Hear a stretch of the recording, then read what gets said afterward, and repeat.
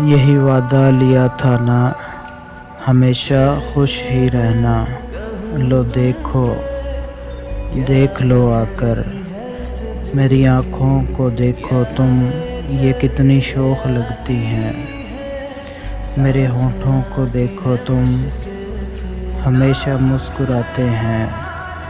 कोई गम भी अगर आए, इसे हंसकर सहा मैंने। मेरे चेहरे को देखो तुम, हमेशा पुरसुकून होगा। किया था मैंने जो तुमसे, वो वादा कर दिया पूरा।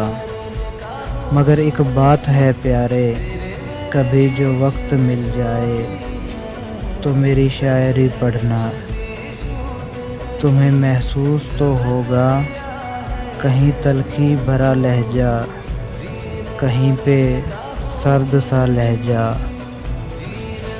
कहीं पे दर्द की झीलें, कहीं लहजे की कड़वाहट। सुनो,